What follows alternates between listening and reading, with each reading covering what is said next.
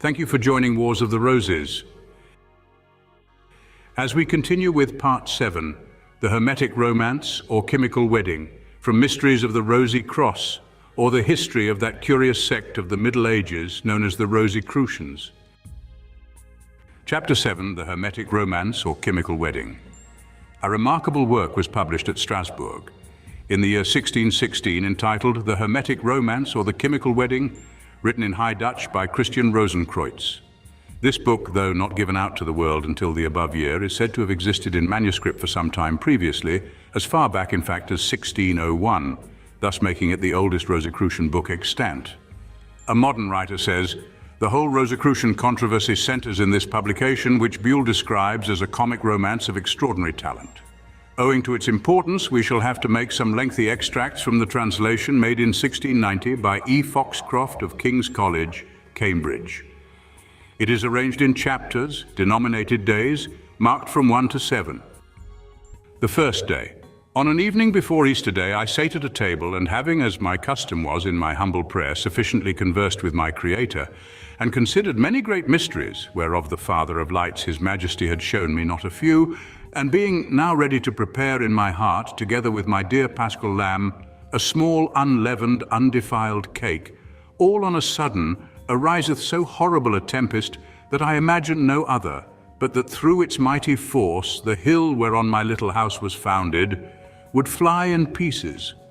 But inasmuch as this and the like from the devil, who had done me many a spite, was no new thing to me, I took courage and persisted in my meditation till somebody, after an unusual manner, touched me on the back, whereupon I was so highly terrified that I durst hardly look about me, yet I showed myself as cheerful as, in the like occurrences, human frailty would permit. Now the same thing still twitching me several times by the coat, I looked back, and behold, it was a fair and glorious lady whose garments were all sky color, and curiously, like heaven bespangled with golden stars. In her right hand she bare a trumpet of beaten gold, whereon a name was engraven, which I could well read in, but am as yet forbidden to reveal it. In her left hand she had a great bundle of letters of all languages, which she, as I afterwards understood, was to carry into all countries. She had also large and beautiful wings, full of eyes throughout, wherewith she could mount aloft and fly swifter than any eagle. I might perhaps have taken further notice of her, but because she stayed so small a time with me, and terror and amazement still possessed me, I was fain to be content. For as soon as I turned about, she turned her letters over and over, and at length drew out a small one, which with great reverence she laid down upon the table, and without giving one word departed from me. But in her mounting upwards, she gave so mighty a blast on her gallant trumpet that the whole hill echoed thereof, and for a full quarter of an hour after I could hardly hear my own words. In so unlooked for an adventure I was at loss, how either to advise or assist my poor self, and therefore fell upon my knees, and besought my Creator to permit nothing contrary to my eternal happiness to befall me. Whereupon, with fear and trembling, I went to the letter, which was now so heavy, as had it been mere gold, it could hardly have been so weighty. Now, as I was diligently viewing it, I found a little seal, whereupon a curious cross, with this inscription in hoc signo vinces, was engraven. Now, as soon as I espied this sign, I was the more comforted, as not being ignorant that such a seal was little acceptable, and much less useful to the devil. Whereupon I tenderly opened the letter, and within it, in an azure field in golden letters, found the following verses written. This day, this, the royal wedding is. Art thou thereto by birth inclined, and unto joy of God designed, then mayest thou to the mountain tend, whereon 3 stately temples stand, and there see all from end to end. Keep watch and ward, thyself regard. Unless with diligence thou bathe, the wedding can't thee harmless save. He'll damage have that here delays, let him beware too light that weighs. Underneath stood sponsus and sponsor. As soon as I had read this letter, I was presently like to have fainted away. All my hair stood on end, and a cold sweat trickled down my whole body. For although I well perceived that this was the appointed wedding, whereof 7 years before I was acquainted in a bodily vision, and which now so long time I had with great earnestness attended, and which lastly, by the account and calculation of the planets, I had most diligently observed, I found so to be, yet could I never foresee that it must happen under so grievous and perilous conditions. For whereas I before imagined that to be a welcome and acceptable guest, I needed only be ready to appear at the wedding, I was now directed to divine providence, to which until this time I was never certain.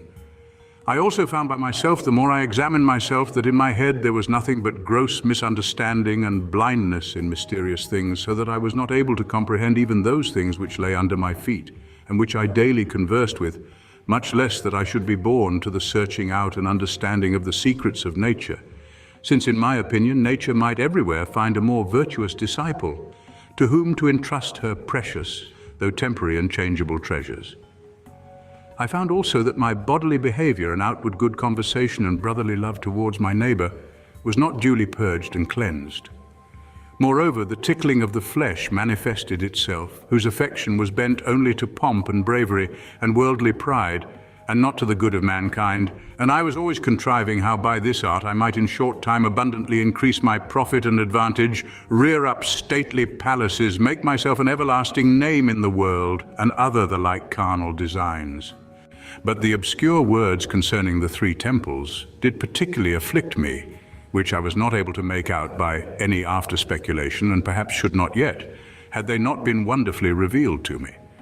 Thus, sticking betwixt hope and fear, examining myself again and again, and finding my own frailty and impotency, not being in any wise able to succor myself, and exceedingly amazed at the forementioned threatening, at length I betook myself to my usual and most secure course. After I had finished my earnest and most fervent prayer, I laid me down in my bed, that so perchance my good angel by the divine permission might appear, and, as it had formerly happened, instruct me in this doubtful affair, which to the praise of God my own good and my neighbour's hearty and faithful warning and amendment did now likewise fall out.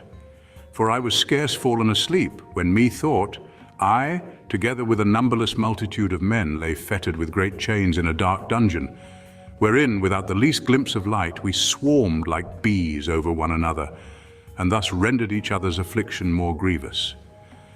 But although neither I nor any of the rest could see one jot, yet I continually heard one heaving himself above the other, when his chains or fetters were become ever so little lighter, though none of us had much reason to shove up the other, since we were all captive wretches. Now as I with the rest had continued a good while in this affliction, and each was still reproaching the other with his blindness and captivity, at length we heard many trumpets sounding together, and kettle drums beating so artificially thereto, that it even revived and rejoiced us in our calamity. During this noise the cover of the dungeon was from above lifted up, and a little light let down unto us. Then first might truly have been discerned the bustle we kept, for all went pesle-mesle, and he who perchance had too much heaved up himself was forced down again under the other's feet. In brief, each one strove to be uppermost, neither did I myself linger, but with my weighty fetters slipped up from under the rest, and then heaved myself upon a stone, which I laid hold of. Howbeit, I was several times caught at by others, from whom, yet as well as I might, with hands and feet, I still guarded myself. For we imagined no other but that we should all be set at liberty, which yet fell out quite otherwise.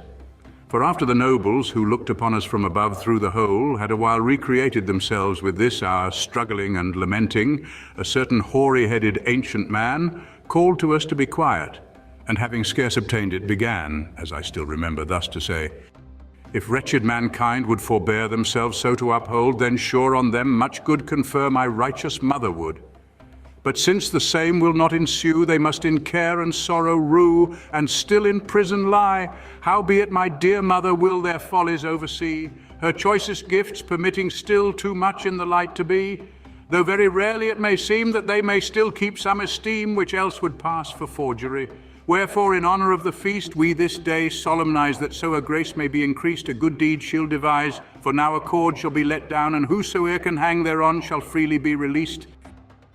He had scarce done speaking when an ancient matron commanded her servants to let down the cord 7 times into the dungeon, and draw up whosoever could hang upon it. Good God, that I could sufficiently describe the hurry and disquiet that then arose amongst us, for everyone strove to get at the cord, and yet only hindered each other. But after 7 minutes a sign was given by a little bell, whereupon at the first pull the servants drew up 4. At that time I could not come near the cord by much, having to my huge misfortune betaken myself to a stone at the wall of the dungeon, and thereby was disabled to get to the cord which descended in the middle. The cord was let down the second time, but divers, because their chains were too heavy and their hands too tender, could not keep their hold on the cord, but with themselves beat down many another, who else perhaps might have held fast enough. Nay, many an one was forcibly pulled off by another, who yet could not himself get at it. Mutually envious were we even in this, our great misery. But they of all others most moved my compassion, whose weight was so heavy that they tore their very hands from their bodies, and yet could not get up. Thus it came to pass that at these 5 times very few were drawn up. For as soon as the sign was given, the servants were so nimble at the draught that the most part tumbled one upon another, and the cord, this time especially, was drawn up very empty. Whereupon the greatest part, and even I myself, despaired of redemption, and called upon God that he would have pity on us, and if possible, deliver us out of this obscurity, who also then heard some of us. For when the cord came down the 6th time, some of them hung themselves fast upon it, and whilst in the drawing up, the cord swung from one side to the other. It, perhaps by the will of God, came to me, which I suddenly catching got uppermost above all the rest, and so at length beyond hope came out, whereat I exceedingly rejoiced, so that I perceived not the wound, which in the drawing up I received on my head by a sharp stone, till I with the rest who were released, as was always before done, was fain to help at the 7th and last pull, at which time through straining the blood ran down all over my clothes, which I nevertheless for joy regarded not. Now when the last draught whereon the most of all hung was finished, the matron caused the cord to be laid away, and willed her aged son, at which I much wondered, to declare her resolution to the rest of the prisoners, who after he had a little bethought himself, spoke thus unto them. Ye children dear, all present here, what is but now complete and done was long before resolved on. Whatever my mother of great grace to each on both sides here hath shown may never miscontent misplace. The joyful time is drawing on when every one shall equal be, none wealthy, none in penury. Whoever receiveth great commands hath work enough to fill his hands. Whoever with much hath trusted been, 'tis well if he may save his skin. Wherefore your lamentations cease, what is to wait for some few days. As soon as he had finished the words, the cover was again put and locked down, and the trumpet and kettle drums began afresh. Yet could not the noise thereof be so loud, but that the bitter lamentation of the prisoners which arose in the dungeon was above all, which soon also caused my eyes to run over. Presently after the ancient matron, together with her son, sat down upon seats before prepared, and commanded the redeemed should be told. Now as soon as she understood the number, and had written it down in a gold yellow tablet, she demanded every one's name, which were also written down by a little page. Having viewed us all, one after another, she sighed, and spoke to her son, so as I could well hear her. Ah, how heartily am I grieved for the poor men in the dungeon. I would to God I durst release them all. Whereunto her son replied, It is, mother, thus ordained of God, against whom we may not contend. In case we all of us were lords, and possessed all the goods upon earth, and were seated at table, who would there then be to bring up the service? Whereupon his mother held her peace, but soon after she said, Well, however, let these be freed from their fetters, which was likewise presently done, and I, except a few, was the last. Yet could I not refrain, but, though I still looked upon the rest, bowed myself before the ancient matron, and thanked God that through her he had graciously and fatherly vouchsafed to bring me out of such darkness into the light. After me the rest did likewise, to the satisfaction of the matron. Lastly, to everyone was given a piece of gold for a remembrance, and to spend by the way. On the one side whereof was stamped the rising sun, on the other, as I remember, these 3 letters, DLS. And therewith everyone had license to depart, and was sent to his own business, with this annexed intimation that we to the glory of God should benefit our neighbours, and reserve in silence what we had been entrusted with, which we also promised to do, and so departed one from another. But in regard of the wounds which the fetters had caused me, I could not well go forward, but halted on both feet, which the matron presently espying, laughing at it and calling me again to her, said thus to me, My son, let not this defect afflict thee, but call to mind thy infirmities, and therewith thank God, who hath permitted thee even in this world, and in the state of thy imperfection, to come into so high a light, and keep these wounds for my sake. Whereupon the trumpets began again to sound, which so affrighted me that I awoke, and then first perceived that it was only a dream, which yet was so strongly impressed upon my imagination, that I was still perpetually troubled about it, and methought I was yet sensible of the wounds on my feet. Howbeit, by all these things I well understood that God had vouchsafed that I should be present at this mysterious and hidden wedding. Wherefore, with childlike confidence, I returned thanks to his divine majesty, and besought him that he would further preserve me in this fear, that he would daily fill my heart with wisdom and understanding, and at length graciously, without my desert, conduct me to the desired end. Hereupon I prepared myself for the way, put on my white linen coat, girded my loins with blood-red ribbon, bound crossways over my shoulder. In my hat I stuck 4 red roses, that I might sooner by this token be taken notice of among the throng. For food I took bread, salt, and water, which by the counsel of an understanding person I had at certain times used, not without profit, in the like occurrences. Before I parted from my cottage, I first in this dress and wedding garment fell down on my knees and besought God, that in case such a thing were, he would vouchsafe me a good issue. And thereupon, in the presence of God, I made a vow that if anything through his grace should be revealed unto me, I would employ it neither to my own honor nor authority in the world, but to the spreading of his name and the services of my neighbor. And with this vow and good hope, I departed out of my cell with joy. The second day. I was hardly got outside of my cell into a forest, when methought that the whole heavens had already trimmed themselves against this wedding. For even the birds, in my opinion, chanted more pleasantly than before, and the young fawns skipped so merrily that they rejoiced my old heart, and moved me to sing. At length I espied a curious green heath, whither I betook myself out of the forest. Upon the heath stood 3 tall cedars, to one of which was fastened a tablet, upon which was curious writing, offering to him who had heard anything concerning the nuptials of the king 4 ways, all of which would lead to the royal court. The reader was exhorted to choose which he would, and to persevere therein, receiving at the same time warning as to the dangers to which he would be committed.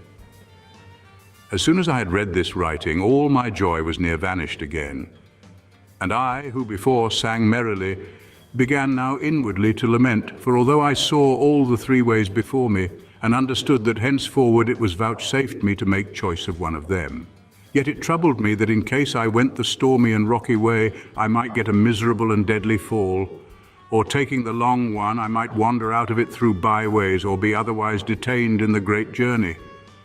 Neither durst I hope that I should be the very he who should choose the royal way.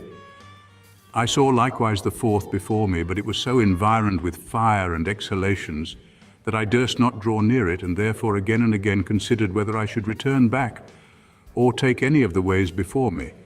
I presently drew out my bread and cut a slice of it, which a snow-white dove, of whom I was not aware, sitting upon the tree, espied, and thereupon came down and betook herself very familiarly to me, to whom I willingly imparted my food, which she received, and so with her prettiness did again a little refresh me.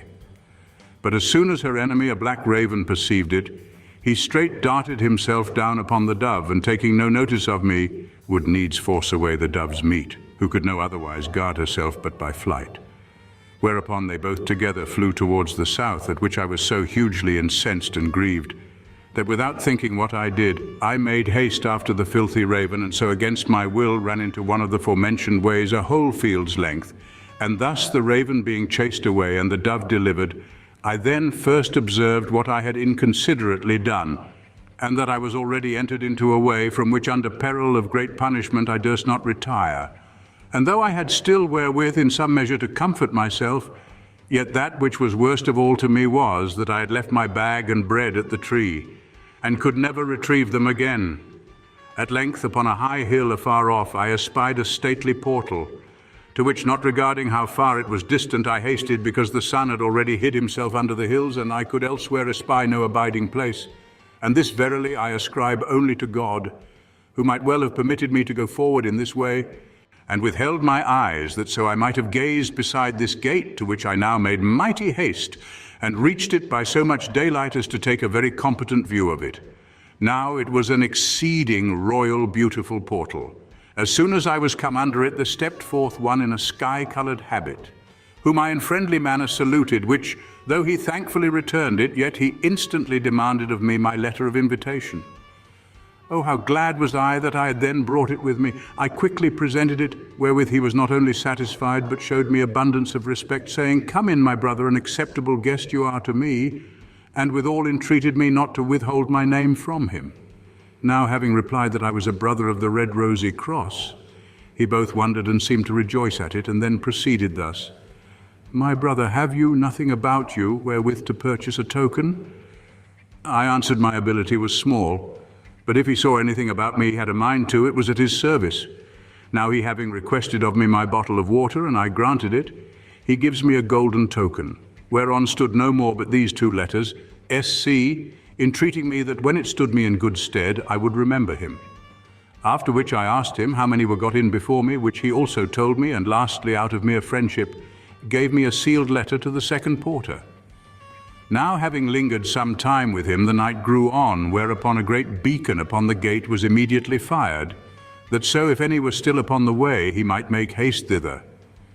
At length, after sufficient information and an advantageous instruction, I friendly departed from the first porter. On the way, though, I would gladly have known what was written in my letter, yet, since I had no reason to mistrust the porter, I forbare my purpose, and so went on the way, until I came likewise to the second gate, which, although it was very like the other, yet was it adorned with images and mystic significations.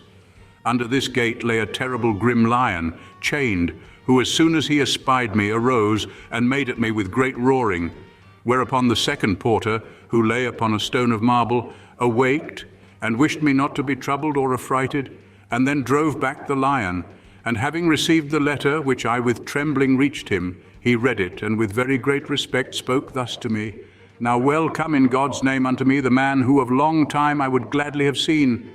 Meanwhile he also drew out a token, and asked me whether I could purchase it, but I, having nothing else but my salt, presented it to him, which he thankfully accepted. Upon this token again stood only two letters, namely SM.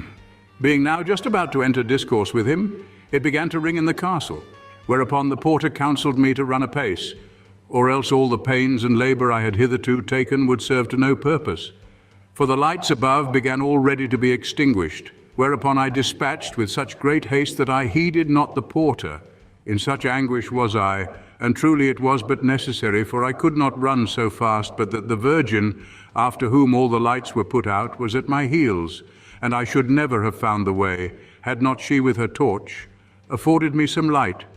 I was moreover constrained to enter the very next to her, and the gate was so suddenly clapped to, that a part of my coat was locked out, which I verily was forced to leave behind me.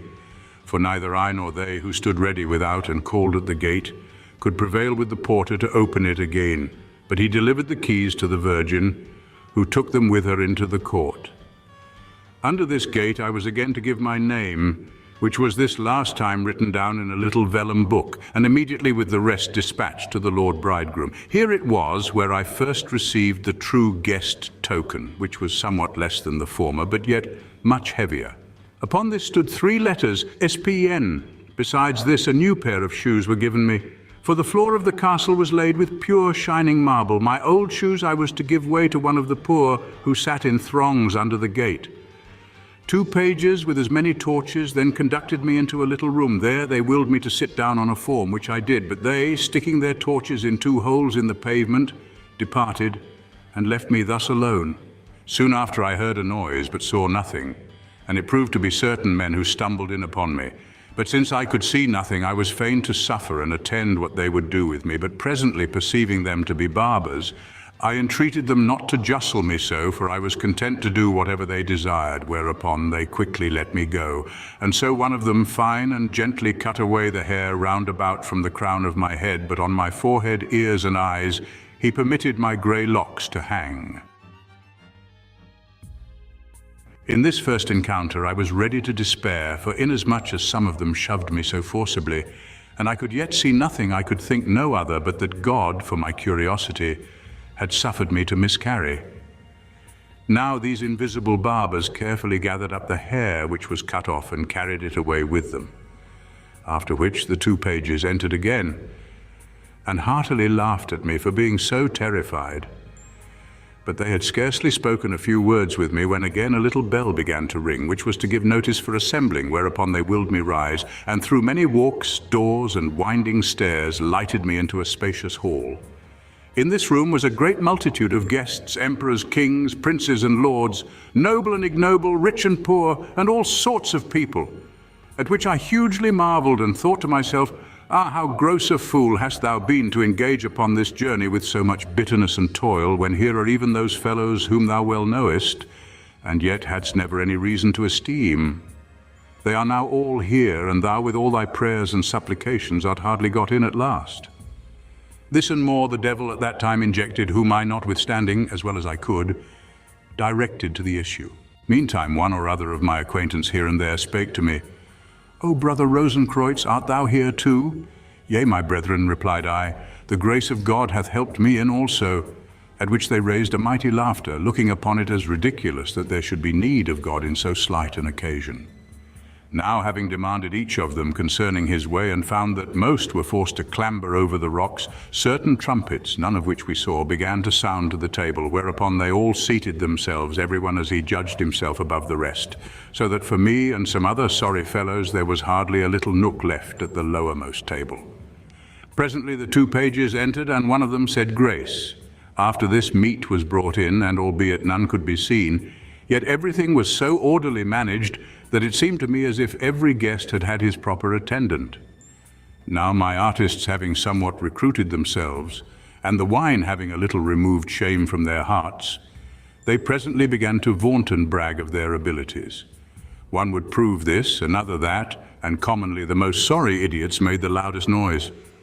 Ah, when I call to mind what preternatural and impossible enterprises I then heard, I am still ready to vomit at it.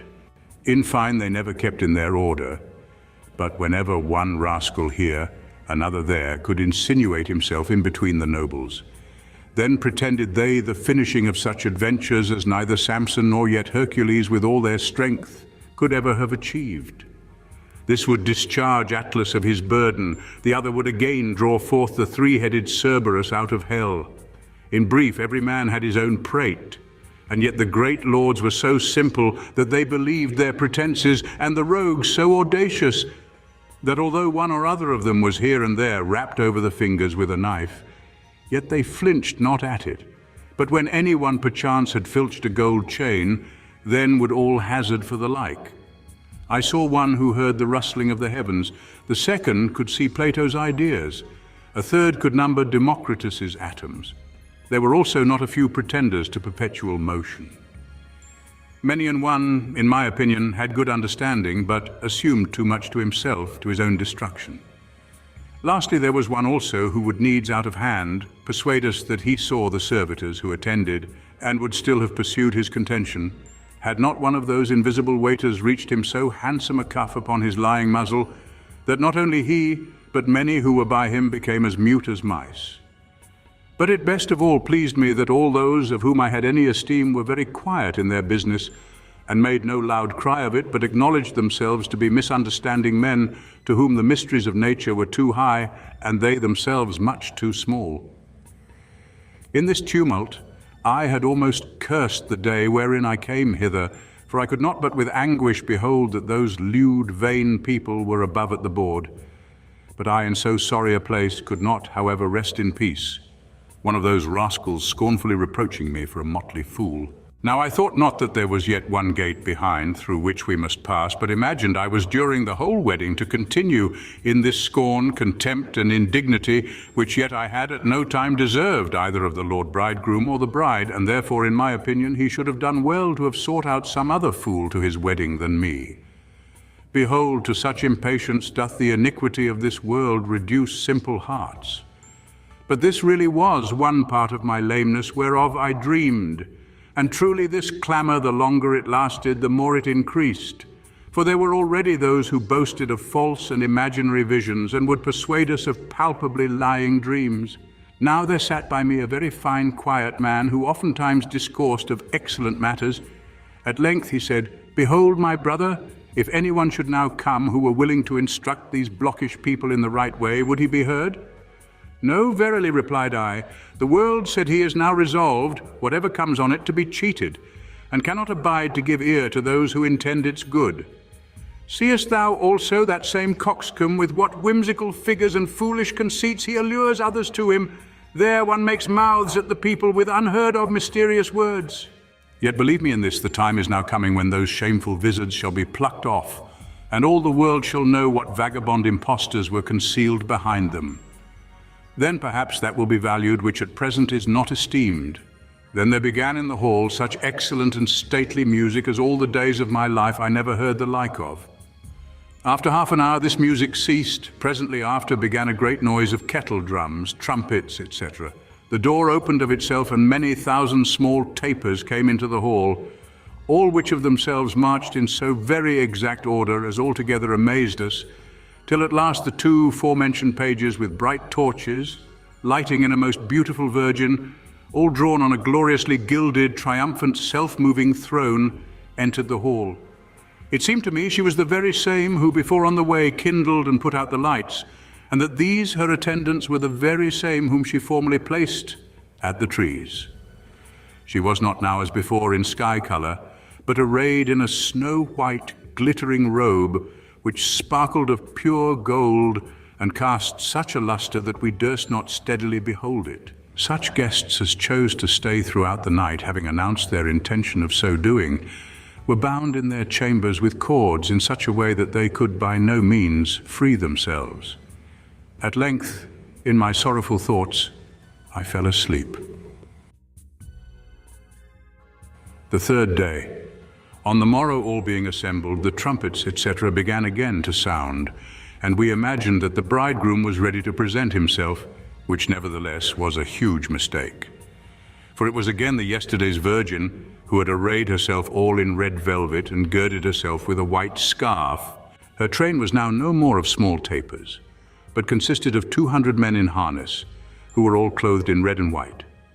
As soon as they were alighted from the throne, she come straight to us prisoners, and after she had saluted us, she said in a few words, "That some of you have been sensible of your wretched condition is hugely pleasing to my most mighty Lord, and he is also resolved you shall fare the better for it."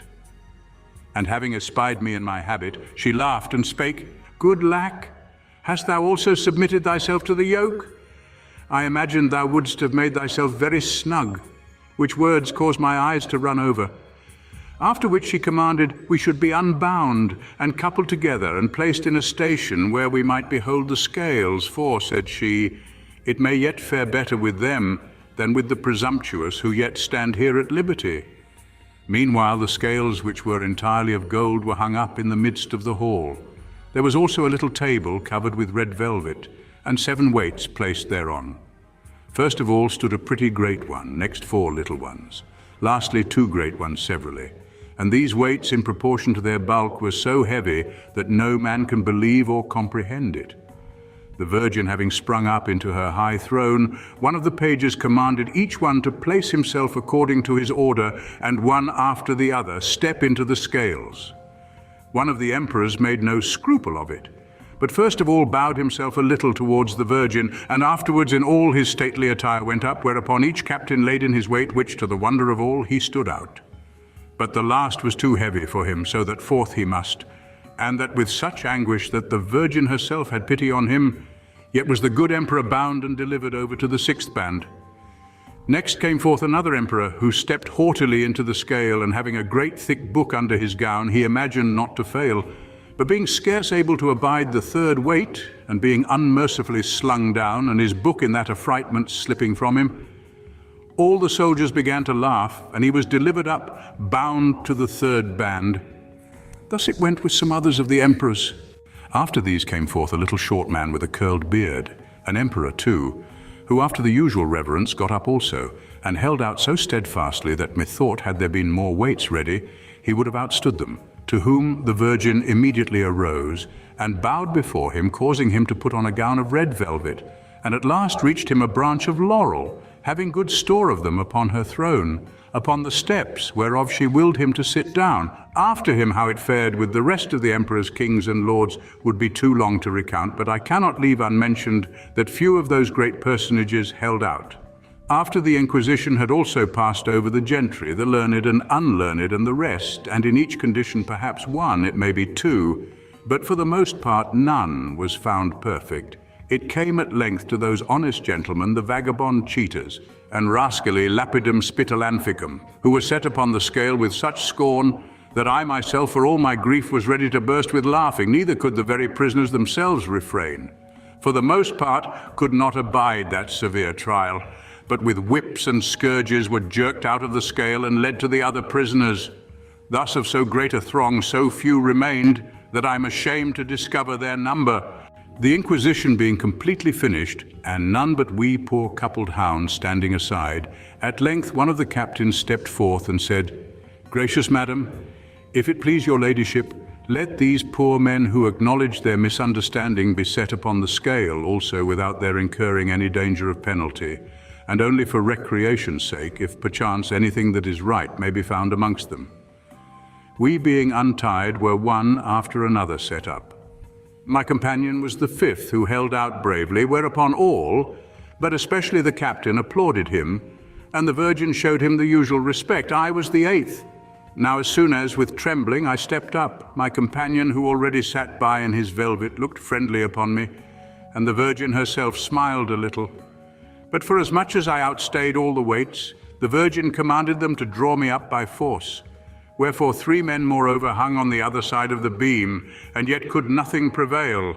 Whereupon one of the pages immediately stood up and cried out exceeding loud, "That's he!" Upon which the other replied, "Then let him gain his liberty," which the Virgin acceded, and being received with due ceremonies, the choice was given me to release one of the captives, whosoever I pleased. Afterwards a council of the 7 captains and us was set, and the business was propounded by the Virgin as president, who desired each one to give his opinion how the prisoners were to be dealt with. The story is a long one, and we must present the rest only in outline. It goes on to say that the kinds of punishment to be dealt out to the prisoners were then discussed and arranged, after which another banquet took place, when these captives were required to make confession of being cheats and vagabonds, which after some expostulation they agreed to, appealing at the same time for mercy, which was refused, though variations in the degrees of punishment were promised. When the sentences had all been executed, there came forward a beautiful snow-white unicorn with a golden collar about his neck. In the same place he bowed himself down upon both his 4 feet, as if hereby he had shown honor to the lion, who stood so immovably upon the fountain that I took him to be of stone or brass, who immediately took the naked sword which he bare in his paw, and brake it in the middle in 2, the pieces whereof to my thinking sunk into the fountain, after which he so long roared until a white dove brought a branch of olive in her bill, which the lion devoured in an instant, and so was quieted. And so the unicorn returned to his place with joy, while our Virgin led us down by the winding stairs. The narrative grows complicated as it proceeds, and none the less strange in its character. Its details are inexplicable and tedious, and it will be impossible to lay them before our readers. The writer proceeds to describe his rambles about the castle, the wonders which there met his gaze, his respectful treatment at the banquet, and a problem proposed by the Virgin, which was duly debated by each in turn.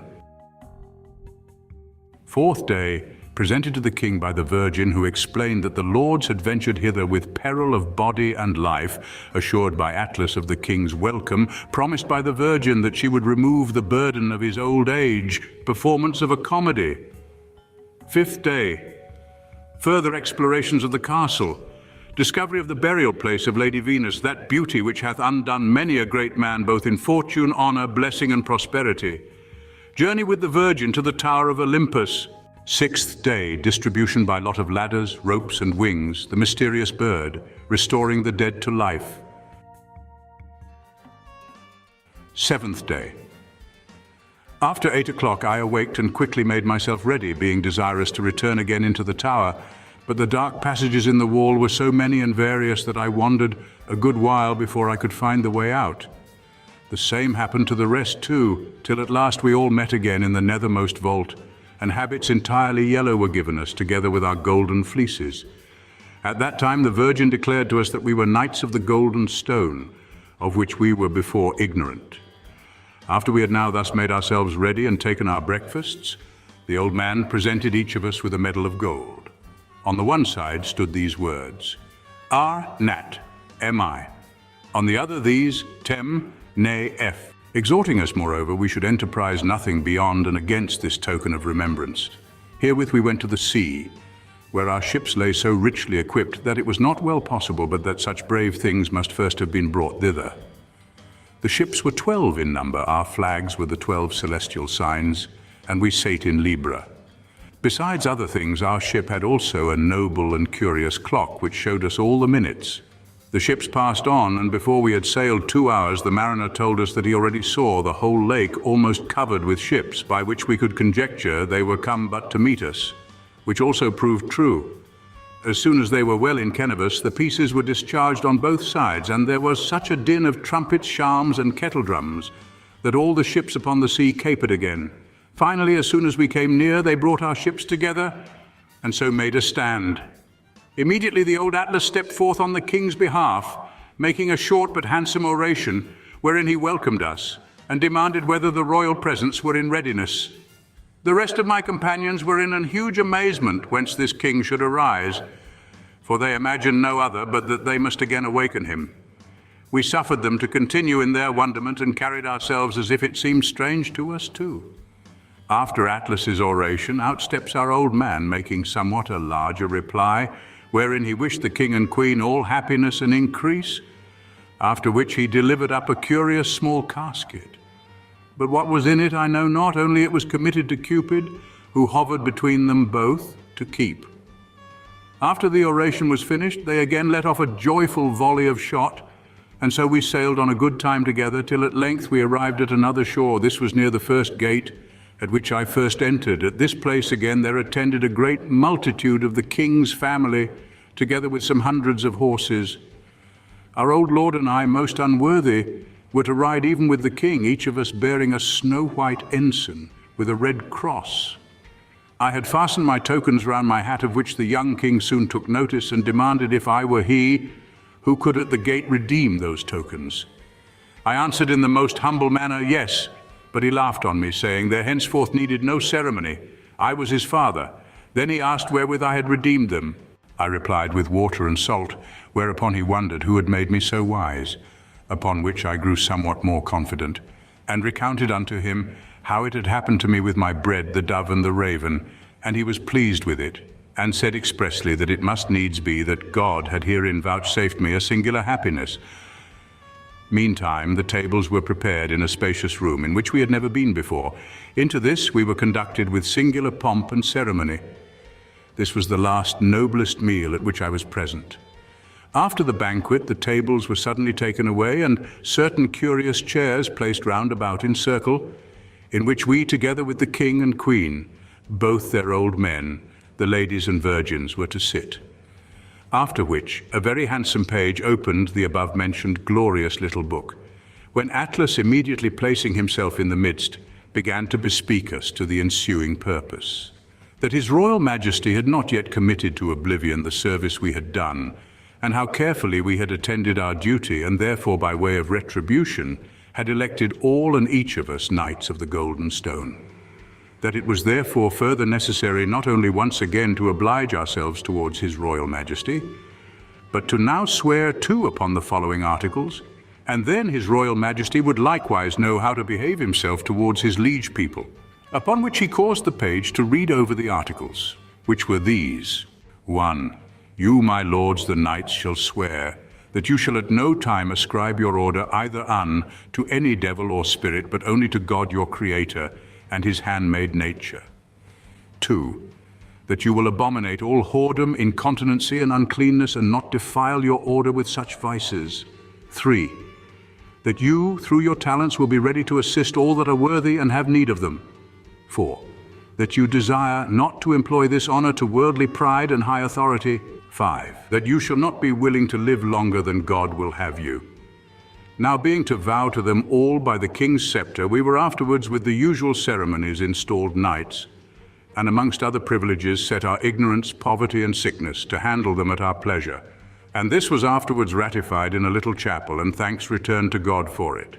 And because everyone was there to write his name, I writ thus: Summa scientia nihil scire, frater Christianus Rosencreutz, equis aure lapidis anno 1549.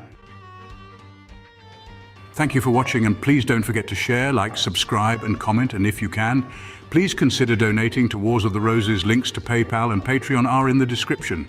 Thank you so very much.